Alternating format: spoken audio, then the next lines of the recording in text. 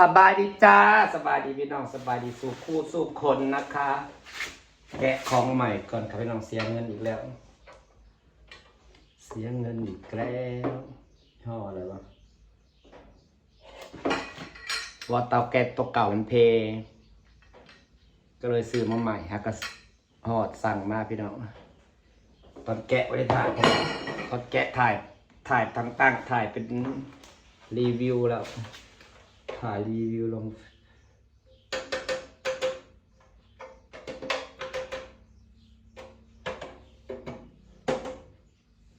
เป็น2 หัวนะคะ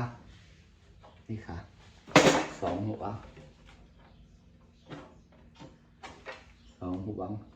งามปะ2 หัวแต่กับบริแพงหรอกพี่น้องเอ้ยแต่กับเบิ้งพัสดุมันก็โอเคอยู่เด้อันนี้รวมค่าจัดส่งแล้วรวมจัดส่งแล้ว700 บาทจ้ะ700 บาทเด่นนี่นัก700 บาทพอซื้อบอกพี่น้องข้างล่างมันกระดูกแข็งแรงดีอยู่เป็น2 หัวประกอบสุขภาพเดียวเป็นสเตนเลสคมตีเรียบร้อยบาดมือแล้วจ้ะให้ตะขับบนเลิกบาดมือแล้วครับผม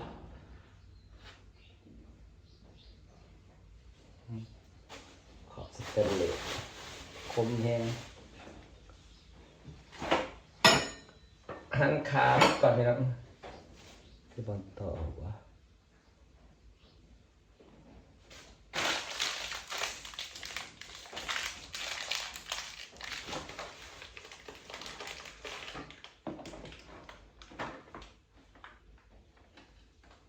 มีตัวล็อกให้เราตัวล็อกเป็นสายเก่า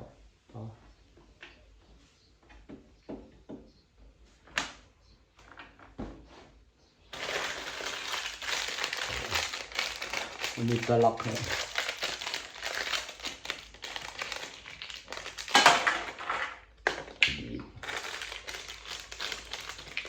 ขา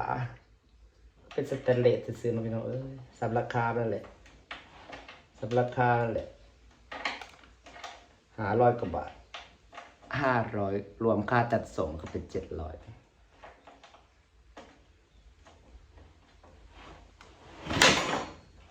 มัน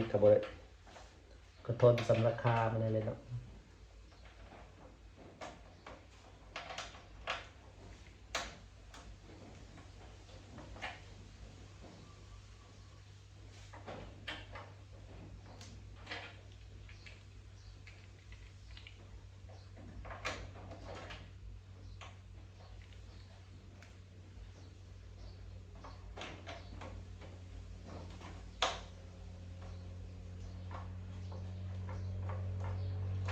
โอ้ย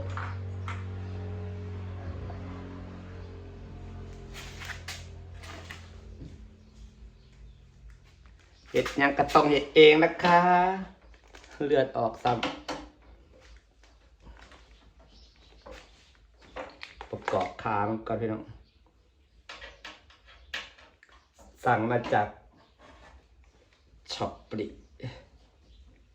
ก็เลยถ่ายทางต่างรีวิวลองถ่ายรีวิวลงเพจเบิ่งลองถ่ายรีวิวลง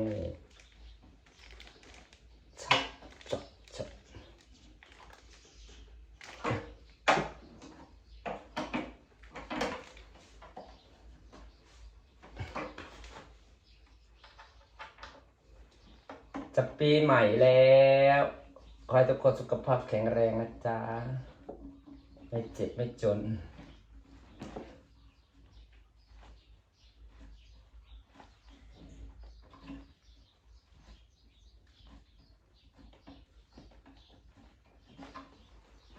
ให้เพิ่นเบิ่งปลา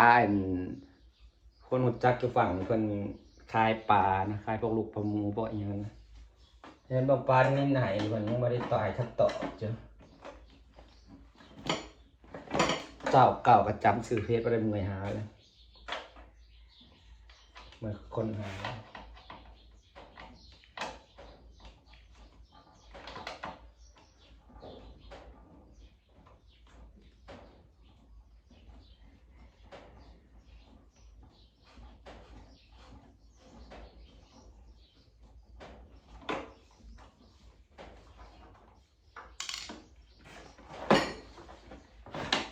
เดี๋ยวขอเอาไปประกอบเนาะ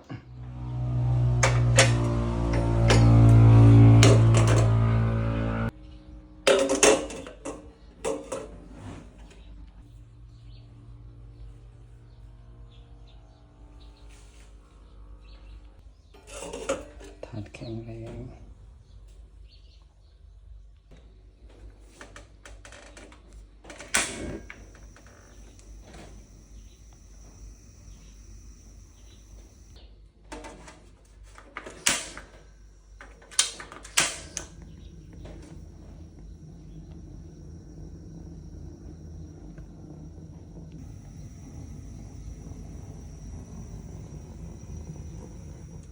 ต่อเสร็จแล้วจ้าต่อเองนะคะทำอะไรก็ต้องทำเองนะคะนี่ค่ะหัวแก๊ส2 หัวราคา500 กว่าบาทราคารวมส่งละ700โอเคบอกครับพี่น้องคันนี้เลิศก็ซื้อมาใส่อันก่อนเป็นเพลเลยซื้ออันใหม่มาก่อนก็ได้ปีกว่าอยู่ได้สำราคาเลยเราพี่น้องนี่ก็แค่ราคาแค่หลักร้อยเองมาหอดพันเนาะหลักพันมันก็สิดีแน่นะ10,000ตามงบจ้าอันนี้ก็ใส่ได้ราคามี2 หัวนี่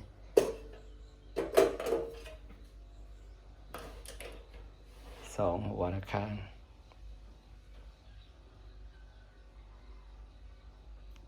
นี่หัวนี้หัวใหญ่เล่งในแห้งสักหน่อยว่า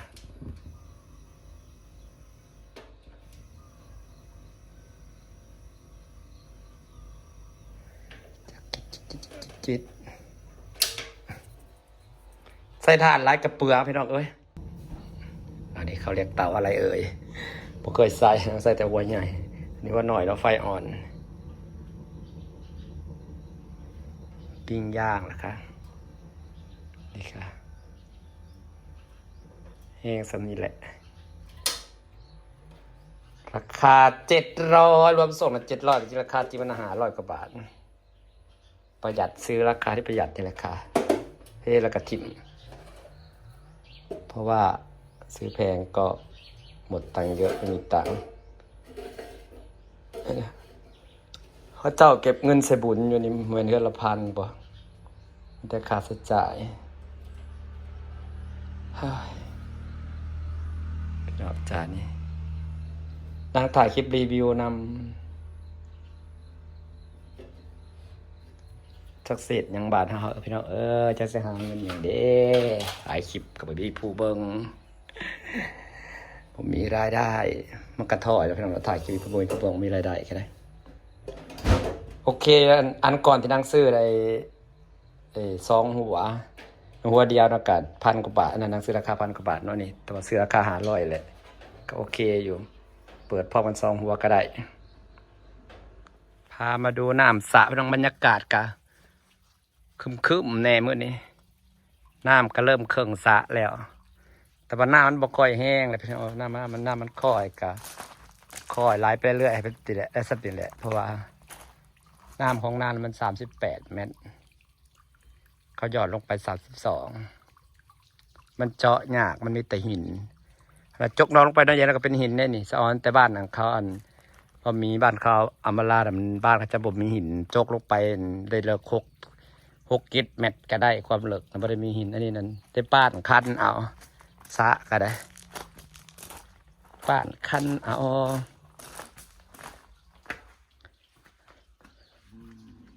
น้ำก็เริ่มหลายแล้วหลายเติบแล้วถ่าเตาปลาบะลงอยู่พี่น้องค่ะยังครับปีใหม่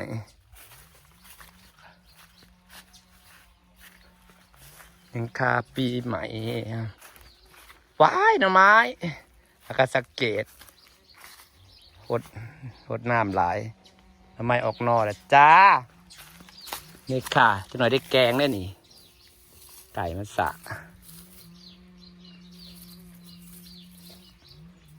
ใหญ่ขึ้นมาในพอดีแกงเลย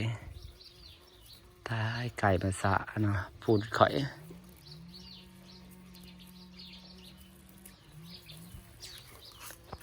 ไก่มันสะตะหอยไก่สะ ไก่สาหอนหาก็จะออกปะ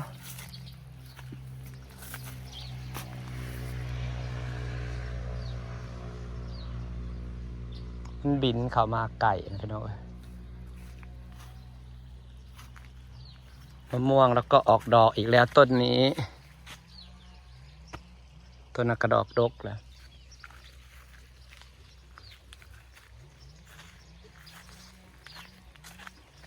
อย่าเพิ่งท้อนะอย่าเพิ่งท้อให้เจอไปต่อใจต้นไม้เราก็เริ่มเป็นหมากใหญ่แล้วอันนี้มะนาวแดดแล้วนะฮอตสุดาแดดให้น้องเนาะเก็บมักทันไปกินก็กินเป็นเดือนเลยเป็นเดือนยังกินบ่เบิดอยู่มักทันนะพี่น้อง30ขนาดแค่ต้น2 ต้นเนี่ยนี่ตรงนี้ว้าวลูกสักกะปั่นนี่ป้า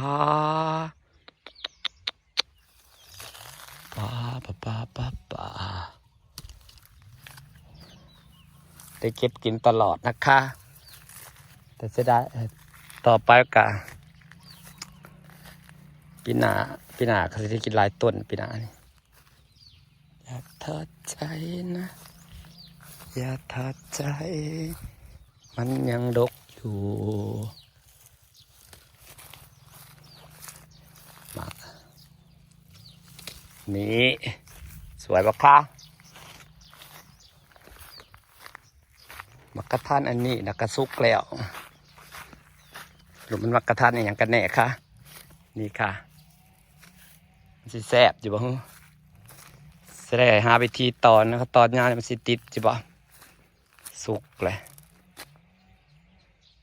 ผมแมน3พันโฆษณามันสุกมันจะเป็นหมักพุทราจีนหมักแดงๆเอามักกะทันบ้านมาขายเฮาทันบ้านนะดกงวนอยู่นี่ตัวนี้หน่วยทรงยาวโอ้ยเจ้าคือต้มข่อยขักแท้ถือต้มฝากบรรยากาศไว้สักนิดจ้ะพี่น้องจ๋าถือต้มจะได้ตอนมักกะทันเบิดสบายดีเด้อ